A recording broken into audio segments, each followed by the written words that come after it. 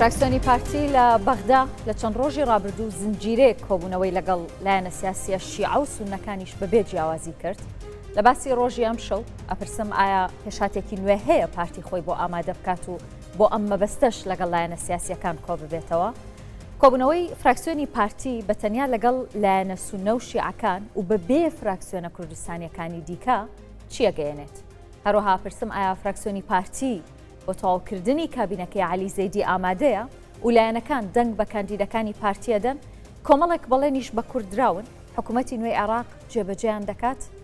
ئەو پۆستە وزاریانە کە پشکی کوردن و ماوەیە کە بە بەتاڵی ماونەتەوە پڕدەکرێنەوە. هەموو پرس و باسانە لەگەڵ میوانەکەم شەن و کەوت دەکەم. سڵاوتان لەبێت بەڕێزان، من سنوورالانیم. باسی ڕۆژتان پێشکەش دەکەم لەگەڵ میوانەکەم بەڕێز دانەر عەبدولغەفار، گوتەبێژی فراکسیۆنی پارتی دیموکراتی کوردستان لە بەغدا و ڕاستەوخۆ لەگەڵمە. دکتۆر زۆر بەخێر بێ بۆ کوردستان 24. پێشەوەی بینە سەر بابەتی سەرەکیم لە باسی ڕۆژەم شەو ئەمەوێت پرسیارێکت لێ بکەم. وەک دەزانی هەفتەیەک دەبێت لە هەرێمی کوردستان قەیرانی سوتەمەنی و بە تایبەت بەنزین هەیە. جا پرسیارەکەی من ئەوەیە، ئایا حکوومەتی فیدرال بەغدا پشکی هەرێمی کوردستانی لە بەرهەمە نەوتیەکان و سوتەمەنی وەکو خۆی ناردووە بۆ هەرێمی کوردستان و ئێوە وەکو پەرلەمانتاران بە دوواداچوونتان کردووە بۆ ئەم پرسە؟ زۆر سوپاس بۆ ئێوەش بۆ ئەو دەرفەتە. بێگومان ئێمە ئەمڕۆ لە دانیشتنی پەرلەمانیش مداخەلەیەکمان کرد. دیارە ئیتفاقێک لە ساڵی 2025 لە بینی حکوومەتی هەرێمی کوردستان و حکوومەتی اتحادی هەیە. بە گوێرەی ڕێکەوتنەکە 280,000 بەرمیل لە ڕێی سۆمەوە هەناردە دەکرێت. لەو 280,000 50,000 بۆ هەرێمی کوردستان دیاری کراوە بۆ ئەوەی بۆ احتیاجات و پێویستەکانی ناوە خۆی پێپڕ بکاتەوە. دیارە ئەو بڕە نەوتەی کە دیاری کراوە بڕێکی کەمە و لە ئاست پێداویستەکانی ناوە خۆی هەرێمی کوردستان نییە. بۆ ئێمە داوامان کردووە و هاوکارانیشمان لە فراکسیۆن ئەوانەی کە لە لیژنەی نەوت و گازن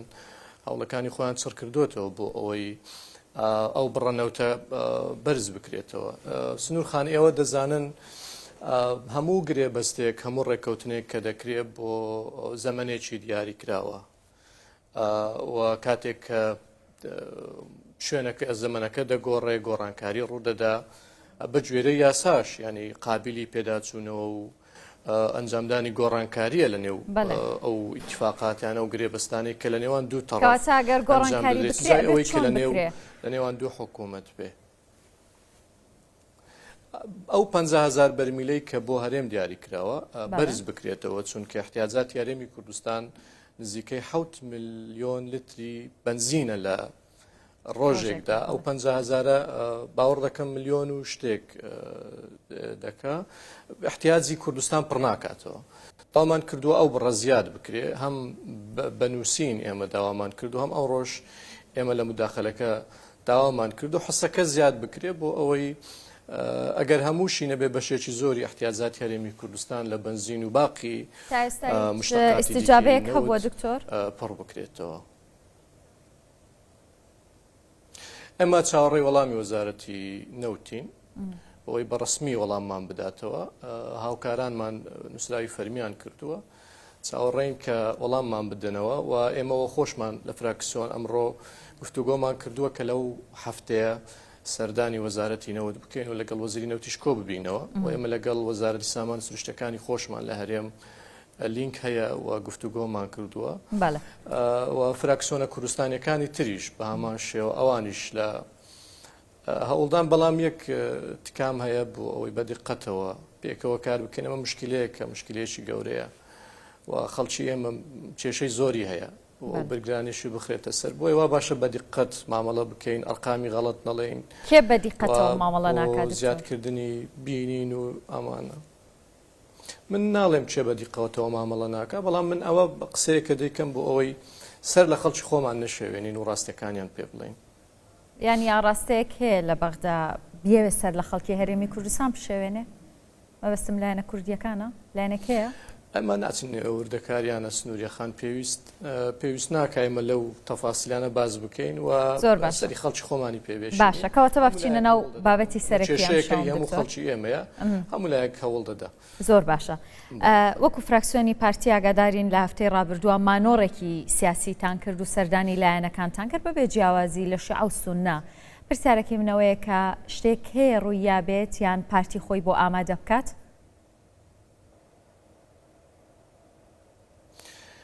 نەخێر ئێمە کاری پەرلەمانی دەکەین و سیاست دەکەین سیاست شتێکی جامد نییە و سابتیش نییە و دەگۆڕێ لەو چوارچێوەیەش پێویستیمان بە سەردان و ئاڵوگۆڕی بیر و ڕاو و گفتوگۆ هەیە وەلادانی ئەو لێڵی و ناڕوونیانەی کە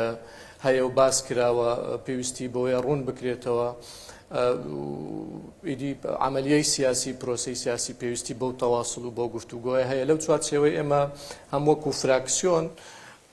سەردانمان کردو هەمیش بەڕێز کاک فەرهاد جێگری سەرۆکی پەرلەمان کۆمەڵێک سەردانی بەرهەمدارمان کردووە لەگەڵ بەشی زۆری کوتلە شیعی و سونیەکان و لەگەڵ ئەوەشدا بەشێکی تریشی ماوە من سەردانەکان بە بەرهەمدار دەبینم لێک تێگەیشتنی زۆر باش هاتۆتە پێشەوە و هەموو لایەک ئێستا گەیشتونەتە زۆر باشە هیچ هەڵەیەک هەبووە بتانەوەی ڕاستی بکەنەوە خزمەتی ئەو خۆناغی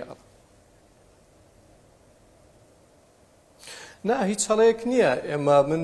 بە جەنابتم گوت سیاست دەکەین ئێمە سیاست پێویستی بە تەواصل هەیە پێویستی بە ئاڵوگۆڕی بیرروڕا هەیە پێویستی بە لەیەک نزیک بوونەوە هەیە ئەو هەڵانێک کە ئەگەر هەش بوو بن قابلی چارەسەرە خۆ شتەکە سابت نییە و دەگۆڕێ و هەموو لایەکیش قورسایی پارتی و عمقی استراتیژی پارتی دەزانن پارتی حزبێکی عریقی ئەو دەوڵەتەیە حزبێکی دەخیل نییە تازە دروست بوو بێ هەمویان لە ئەهەمیەتی پارتی تێدەگەن و لەو تەرحانە لەو تەرحە عەقلانیانەی کە بە درێژایی 100 ساڵی ڕابردوو پارتی بۆ ئەو دەوڵەتەی هەبووە قەناعەتێکەیە کە ئەو تەرحانە معقولن و بۆ ئەوەی وڵات لەو کێشانی کە تێیدا کە لە بەڕێستان شاراوە نییە کێشەی زۆر گەورن سەوان کێشەی ئەمنی یان کێشەی ئابووریە هەموو ئەوانە پێویستی بە لە یەک نزیک بوونەوە و ئاڵوگۆڕ و زۆر باشەکەواتە بە ئەو بپرسم دکتۆر ئەگەر پرسەکە هێندە گرنگ و استراتیژیە پێویست نەبوو یان نەدەبوو کە فراکسیۆنە کوردستانیەکان پێکەوە بە شاندێکی هاوبەش سەردانی لایەنەکان بکەن و لەگەڵیان کۆ ببنەوە؟ سەیر کە ئێمە حزبی جیاوازین و هەرێکێکمان حەقی خۆیەتی کە سیاست و استراتیژی خۆی هەبێ و چۆن دەڕوانێتە پەیوەندەکانی خۆی لەگەڵ حزبەکانی دەوروبەری لەگەڵ فراکسیۆنە کوردستانیەکانیش کە جەنابەت لە سەرەتا ئاماژت پێدا لە بینی خۆمان گفتوگۆمان کردووە کە چۆن پێکەوە تەنسیق بکەین کە چۆن هەماهەنگی بکەین ئێمە هەر چەندێک خلافات و کێشە و ناکۆچیمان هەبێ کە ئەمە نۆرماڵە شتێکی طبیعیە لە سیاسەتدا بەڵام کۆمەڵێک هێڵی سوور هەیە کە لە سەروی هەموویەوە کوردستانە و ئەو کیانە دەستورێکی ئێمە هەمانە دەبێت بیپارێزین بۆیە بێگومان من تەکید لەو قسەی جەنابەت دەکەمەوە ئەگەر هەمومان پێکەوە بین بە تایبەتیش لە بەغدا چونکە کاری بەغدا جیاوازە لە هەرێم وا دەکا کە کورد هێزی هەبێ و یەکدەنجی کورد لەسەر ئەو کێشە وجودیانەی کە کورد لەو دەوڵەتە هەیەی بێگومان ئاسانتر هەڵ دەکرێت کاری بۆ دەکەین هیوادارین بتوانین کە دەرگای زیاتر بەڕوو یەکدا بکەینەوە بتوانین پێکەوە هەماهەنگی و تەنسیقی زیاتر بکەین بە تایبەت لەو بابەتانی کە پەیوەستن بە ئیستحقاقات و مافەکانی هەرێمی کوردستان بێگومان بەرنامەش دەبێت کە لە داهاتوو لەگەڵ هەموو فراکسیۆنەکان ئێمە هەماهەنگی بکەین و تەنسیق بکەین دکتۆریانی استراتیژێتێکی کوردانە لە بەغدا هەیە لەلایەن فراکسیۆنە کوردستانیەکان بۆ ئەم بابەتانە یاخود هەریەک لە فراکسیۆنەکان ینی بە استراتیژێکی حیزبیانە کارەکەن بێگومان هەر لایەک بۆ خۆی استراتیژی خۆی هەیە و سیاسەتی خۆی هەیە بەڵام ئێمە وەکو پارتی دیارە سیاسەتی ئێمە و استراتیژی ئێمە سیاسەتێکی دوورمەودا و ڕێکدا کوتاوە و گۆڕانکاریشی بەسەردانایە بەڕاستی بۆ ئێمە پاراستنی هەرێمی کوردستان و جێبەجێکردنی دەستور و چەسپاندنی بنەمای هاوڵاتی بوون لەو دەوڵەتە ئەساسە و پێشمان خۆشە ئەمە وەکو استراتیژی سەیریەکەین یەکدەنجی کورد زۆر گرنگە و کاری بۆ دەکەین و کاریشمان بۆی کردووە وەک گوتم ئێمە هەموو دەرگاکانمان کردوتەوە بۆ دروستکردنی پەیوەندی بۆ دروستکردنی هەماهەنگی بۆ ئەوی بتوانین مافەکانی خۆمان بە تایبەتی ئێمە لە قۆناغێکی مەترسیدار داین و گۆڕانکاری گەورە لەو مەنتیقە هەیە پێویستی بە یەکگرتووی و هاوکاری و هەماهەنگی هەیە بۆ پاراستنی هەرێمی کوردستان بۆ پاراستنی مافە دەستوریەکانی بۆ ئەوی بتوانین ئێمە تەمسیلێکی باشی خەڵکی خۆمان بکەین. زۆر باشە دکتۆر وەکەزانین لە چواردەی ئایارەوە دەنگ بە کابینەکەی علی زەیدی درا بەڵام 9 وەزارەت ماون ئەم جمو جۆڵانەی ئێوە وەکو فراکسیۆنی پارتی ئامادەکاریە بۆ ئەوەی کە لەگەڵ لایەنەکان ینی ڕێک بکەون لەسەرەوەی کە ڕاوێش بکەن و دەنگ بە کاندیدەکانی پارتیش بدرێت و بۆ تەواوکردنی کابینەکەی علی زەیدیە؟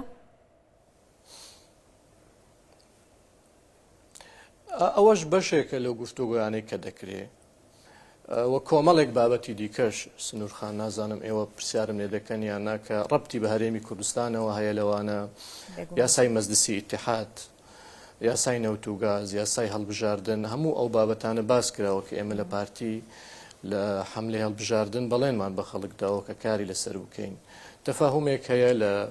لای بەشی زۆری ئەوانێک کە ئێمە سەردانمان کردووە کە دروستکردنی مەزدسی ئیتحاد زەڕورە دەرکردنی یاسای نەوت و گاز زەڕورە هەموارکردنی یاسای هەڵبژاردن زەڕورە لەسەرەوە کۆدەنجی و لێک نزیک بوونەوە هەیە و لەسەر پەیوەندیە دێرینەکانی پارتی و ڕۆڵی پارتی لە عێراق لە 100 ساڵی ڕابردوو چی بووە و چۆن بووە و ئەو سوء تەفاهمانەی کە ئەگەر هەبن باس کراوە و واکنی هەموو لایەک تاکید لەوە دەکاتەوە کە پێویستی بە لەیەک نزیک بوونەوە هەیە و دەوڵەتەکە پێویستی بێگرتووی چونکە قۆناغەکە سەختە. لە نێویشیدا باسی تەکمیلەی کابینەی حکوومەتی بەڕێز علی زەیدی کراوە کۆبوونەوەکانمان بەرهەمدار بەڕاشکاوی پێم بڵێ ئێستا ئەو لایەنانی کە سەردانتان کردوون پەرلەمانتارەکانیان دەنگ بە کاندیدەکەی پارتیەدەن کە بە وەزارەتی گەشەپێدان بۆ وەزارەتی ئاوەدانکردنەوە ماوە؟ ئەمە دەبێت ئەمە بێگومان قسەی لەسەر کراوە و دەبێت پێشوەختە ئەوە یەکلا بکرێتەوە دووبارە ئەو سیناریۆ خراپەی کە کاریگەری خراپی لەسەر وەزعی سیاسی عێراقدانا لەوەی کە دەنگ بە کۆمەڵی کاندید نەدرا لە نێویشیاندا کاندیدی ئێمە لە پارتی دیموکراتی کوردستان دەبێت ئەمە دووبارە نەبێتەوە و پێویستی بەوەیە کە ڕێککەوتنی پێشوەختە لەسەر ئەو مەسەلەیە بکرێ بەڵام شیعە خۆشیان ئێستا لە گفتوگۆدان ئالێتەکە چۆن بێ ئەو لایەنانێکەوە کاندیدەکانیان دەنجینە هێناوە ئایا بیگۆڕن وەزیری نوێ کاندیدی نوێ پێشکەش بکەن هەموو ئەو گفتوگویانە باس کرا و بڕیار بوو کە پێش سەردانەکەی علی زەیدی بۆ ئەمریکا کابینەکە دەنجی پێ بدرێتەوە بکرێ دواخرا دوای سەردانەکە و ڕەنگە دوای تەوابوونی ئەربعینیەی ئیمام حوسێن و ئەوانە زەرسە دیاری بکرێت بۆ دەنگدان بە کابینەکەی علی زەیدی بێگومان باسی ئەوە کراوە ئەوەی کە جەنابەت فەرمووت ئێمە باسمان کردووە کە ناکرێ نابێ ئەو سیناریۆە دووبارە ببێت ینی دکتۆر من ئەوە تێگەیشتم کە فراکسیۆنی پارتی ئامادە نییە بەبێ ڕێککەوتن بچێتە نێو کۆبوونەوەی پەرلەمانەوە کە بۆ دەنگدان بە تەواوکردنی کابینەکەی علی زەیدی بێ ئەگەر ڕێککەوتنی سیاسی پێشوەختە نەبێ ئەمە شتێکی غەریب نییە هەموو جارێ لە پێکێنانی حکوومەتەکانی عراقی پێشوەختە ڕێککەوتن کراوە لەسەر دەنگدان بەڵام بینیمانیانی لە چواردەی ڕوویدا وەکو تۆش وتت ینی سیناریۆکە خراپ بوو بەڵێ بێگومان خراپ بووە تەسەوڕ دەکەم زاری یەکەمی شەشتی ڕۆ بدا و وازەحیش بوو کە مەبەستەکە چی بوو و من دڵنیاشم ئەوانەی کە ئەویان کرد ئێستا ڕەنگە پشیمان بن و ئەگەر ئێستا بێ دووبارەی نەکەنەوە ئێمە لە پارتی دیموکراتی کوردستان بێگومان ئەوەمان کردووە و باسمان کردووە کە ئەبێت ئەوە دووبارە نەبێتەوە و کاندیدی هەموو لایەکە پێشکەشی دەکە و مادام پرۆسە یاساییەکان تێدەپەڕێنێ دەبێت دەنجی پێ بدرێ بێگومان. بەڵێ دکتۆر ئەو لایەنانی کە سەردانتان کردن بە شیعە و سوننەوە ئەوان گەرنتی ئەوەیان داوە بە ئێوە یاخود بەڵێنیان داوە کە ئەوەی ڕووی داوە جارێکی دیکە لەناو پەرلەمان دووبارە نابێتەوە بە تایبەت سەرۆکی پەرلەمان چونکە پێشڕەخنتان لە ئەدای سەرۆکی پەرلەمان هەبوو. ئێمە بەتەنها ناکە ڕەخنەمان لە ئەدای سەرۆکی پەرلەمان هەبووە و لە ئیدارەدانی ئەنجومەنی نوێنەران هەبووە بەڵکو ئێستاش لە ئێزال حرەکە هەیە لەوەی کە گلەی هەیە لە شێوازی ئیدارەدانی ئەنجومەن ئەمە لەگەڵ بەڕێز سەرۆکی پەرلەمان و لەگەڵ بەڕێز محەممەد حەلبوسی لەگەڵ شێخ قەیس و لەگەڵ هەموو کوتلەکانی دیکە باس کراوە کە نابێ بەو شێوازە ئیدارەدانی پەرلەمان چونکە ئەمە بەتەنێ بۆ کورد زەرری نییە بەڵکو بۆ کۆی پرۆسی سیاسی زەرری هەیە. دەوڵەتی عراق لە دوای 2023 لەسەر ئەو ئەساسی تەوافق و شەراکەت و تەوازن و سەرۆکایەتی پەرلەمان تەمسیلی ئەو تەوافق و ئەو دیموکراسی تەوافقی دەکا کە لە دوای 2023 عراقی لەسەر بنیاتنراوە. ئەگەر ئەمە دەستکاری بکرێ و لە بعد ببرێ بێگومان پرۆسی سیاسی دکتۆر لەگەڵ پەچی دەکەوێت. لەگەڵ بەڕێز هەیبەت حەلبوسیش کۆبوونەوە ئێستا لە ئەدای سەرۆکی پەرلەمان ڕازین؟ گۆڕانکاری بووە بەڵام دەبێت زیاتر بێ و دەبێت التیزام بە قوانین بکرێت، التیزام بە پەیڕەوی ناوەخۆی پەرلەمان بکرێ بۆ ئەوەی ئێمە نوێنەراتی خەڵک دەکەین. بەڵێواتە بەڵێنێکتان وەرگرتووە کە ئەوەی ڕوویدا دووبارە نابێتەوە و پەرلەمانتارانی تەقەدم دەنگ بە کاندیدەکەی پارتی بدەن؟ دەزانی سنوورخان ئێمە لە نێو سیاسەتدا بەڵێن و گرنتی بە تایبەتی ئەو بارودۆخی کە لە عراقەیە زۆر ئینسان ناتوانێت ئەوە بڵێ، بەڵام ڕێیەکی عام هەیە کە پێویستە ئیدارەدانی ئەنجومەنی نوێنەران بە شێوازێکی باشتر بێ، نەک ئێمە بەتەنها ئێستا ئەوەی کە ئێمە دەمانگوت خەڵکی تریش ئەو بۆچوونەی بۆ دروست بووە کە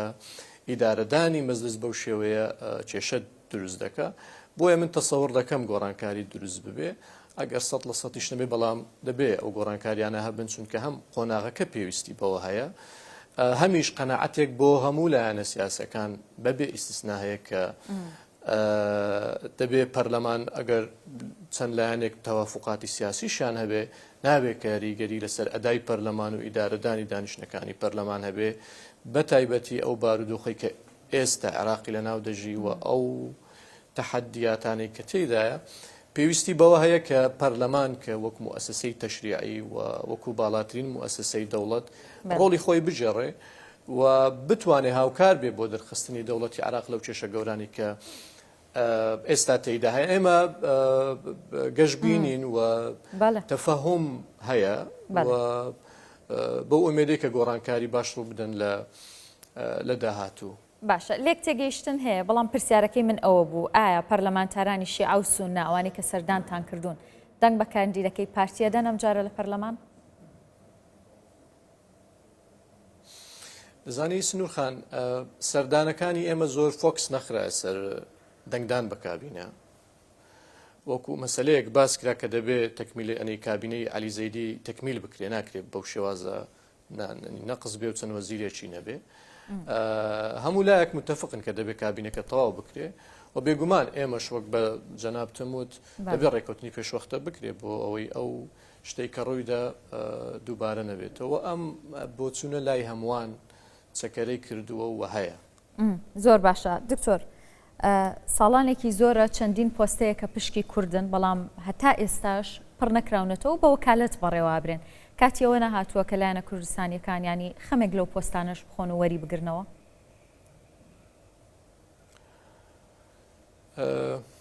طبعاً سنوورخان ئەو پڕ نەکردنەوەی پۆستەکان زەرری گەورەی هێمەداوە بەڕاستی. ئێمە هەم لە موسساتی ئەمنی سەواءن لە ناو سوپا لە ناو موسساتی دیکەی ئەمنی لە ئیستیخبارات و لە وەزارەتی ناوەخۆ و لە ئەمنی هەموو موسساتی دیکەی ئەمنی کە بەجۆری دەستور دەبێت تەوازن لە نێو موسساتەکان هەبێ، ئەو تەوازونە نەماوە، شکێندراوە و کورد زەرری گەورەی لێ کردووە. ئێمە ئێستا لە موسساتی ئەمنی کەمترین تەمسیلمان هەیە بەڕاستی، وەرە سەر موسساتی دیکەی مالی ئێمە لە بابەتە مالیەکانیش تەمسیلمان نییە، تەنانەت ئێمە لە بابەتی وەرزشش کە ئێمە کاتی خۆی ئەندامێکمان لە یەکێتی عراقیە بوو ئەوەش وەرگیرایەوە، کەواتە بە شێوەیەکی گشتی کێشەی گەورە هەیە لەو پۆستانەوە، بەشی کورد لەو پۆستانە نەدراوە. بڕیار وایە کە کۆمەڵێک لیجان دروست ببێت بۆ پێداچوونەوە بەو باتانەوە هەر پێکاتەیەک نەک بەتەنێ کورد سوننە و شیعەش هەر پێکاتەیەک حسەی خۆی لە موسساتی دەوڵەت وەربگرێ و پڕ بکاتەوە و کاری لەسەر کراوە. چاوەڕێ دەکەین بزانین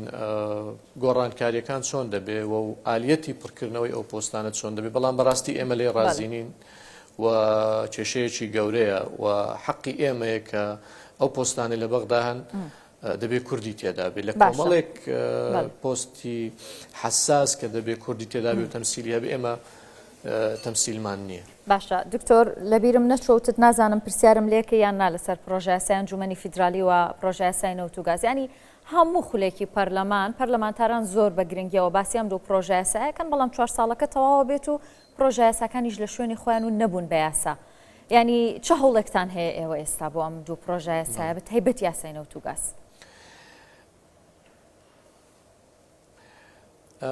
طبعا یاسای ئەنجومەنی فیدرال یاسایەکی زۆر گرنگە بۆ دروستکردنی تەوازن لە بینی پێکهاتەکانی دەوڵەت و لە بینی پارێزگاکان بۆ ئێغەدر لە هیچیان نەکرێ. ئێمە سەردانی ئەو سەردانانەی کە کردمان باس کرا و زۆرێک لەلایەنەکان خۆیان پێشەوەی ئێمە بڵێن ئەوان باسییان کردووە و ئێمە خۆمان لە پارتی دیموکراتی کوردستان پرۆژە یاسایەکمان هەیە بۆ دروستکردنی ئەو ئەنجومەنە و بێگومان لە داهاتوو ئەو پرۆژەیە کاری لەسەر دەکرێ و قەنەعەتێک هەیە کە دەبێ ئەم مەجلیسە دروست بکرێ چونکە لە دەوڵەتی فیدرالی ئەو جۆرە ئەنجومەنانە پێویستن بۆ پاراستنی ئەو تەوازونەی لە بینی پارێزگاکان هەیە کەسیان حەقیان نەخورێ. پرۆژەیەکێ بێگومان لایەنەکانی کەش پرۆژەیان دەبێ ئەمە تەڕح کراوە و تەڕحێکی جددیشە. یاسای نەوت و گاز نەبوونی ئەو یاسایە کێشەی گەورەی دروست کردووە. پێشتر لە 2007 پرۆژەیەک هەبووە بەداخەوە لە 2010 لە ئەنجومەنی وەزیران تێنەپەڕی و ئاراستەی پەرلەمان نەکرا. ئێستا کێشەی گەورەی دروستکردیانی بۆیە هەبوونی ئەو یاسایەش زەڕورەتە بۆ هەموو عێراق نەک بەتەنێ بۆ هەرێمی کوردستان بۆ لایەنەکان تەفەهمی ئەوەش پرۆژە یاسامان هەیە نەخێر بێگومان ینی بۆ بەسڕایە بۆ هەموو ئەو شوێنانەیە کە نەوتی لێ چونکە ئێمە بە جۆری مادەی 112 دەبێ حسەی عادل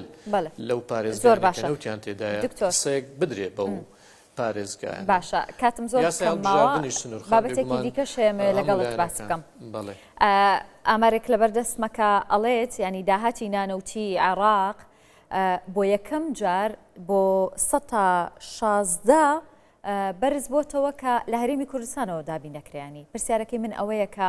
ئایا هەرێمی کوردستان چەند بەشداری کردووە لە زیادبوونی داهاتی نانەوتی لە عێراق؟ ڕاستەکەی بە فەرمی من ئەو بەیانەم لەلا نییە. بەڵێ ئامارەکە نوێیە لە ئیعلام بینیم بە گوێرەی بەڵێ 105.5 لە هەرێمی کوردستان بەشدار دەبێت لەو 116 بەداهاتی نانەوتی هەژمار دەکرێت. بەڵێ ئێمە میوانداری بەڕێوەبەری گشتی گەماریشی عێراقیمان کرد باسی لەوەی کرد کە ساڵ بە ساڵ داهاتی گومریگەکان زیادی کردووە و داهاتەکانی دیکەش سەبر زیاد دەبن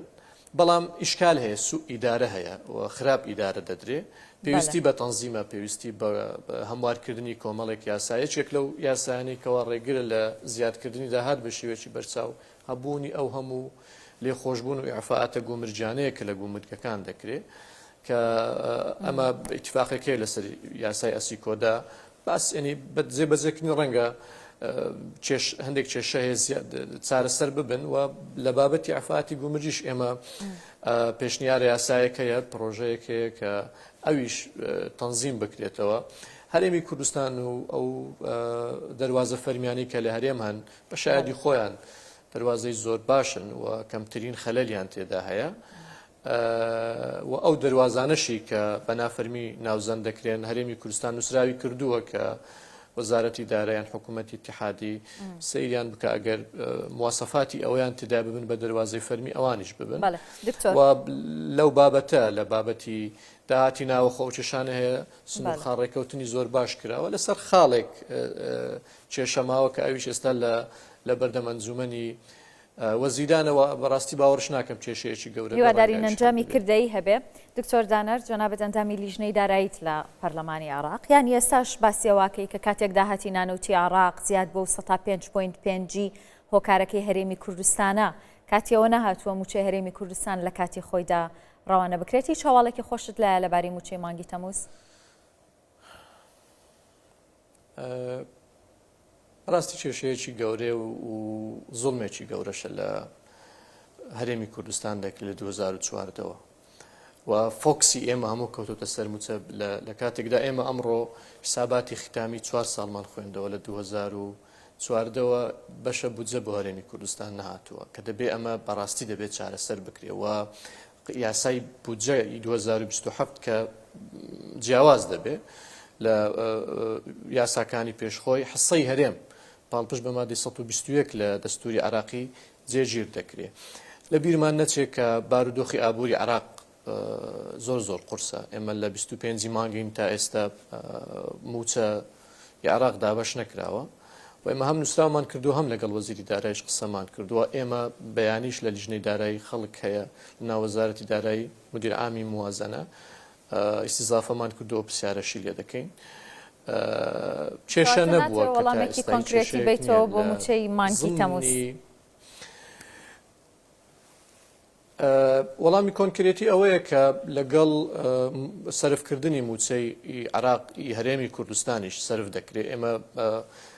مانجی پێشووتریش لەگەڵ وەزیر ئێمە هەمومان بەڕاستی ئەندامە کوردەکانی نێولیژنەت ئەوەمان دووپات کردەوە کە نابێت هەرێمی کوردستان بخرێتە دواوە دەبێت لە چوارچێوەی لەگەڵ موچەخۆرانی عراق موچە بدرێ تا ئێستا سیولەی کامل دیارە لە بەردەستنی حکوومەت وەزارەتی دارایی خەریکی پەیداکردنی پارەیە بۆ ئەوەی لە زووترین کاتدا پارەکە سەرکە بەڵام هەمیشە دەبێت ئەوەمان لەبیر بێت کە کێشەیەکی دارایی یەکجار گەورە هەیە. زۆر سپاس دەکەم دکتۆر دانەر عەبدولغەفار گوتەبێژی فراکسیۆنی پارتی لە پەرلەمانی عێراق هەر لە بەغداوە لەگەڵم بووی باسی ڕۆژم پێشکەشکردن شەوتان شاد.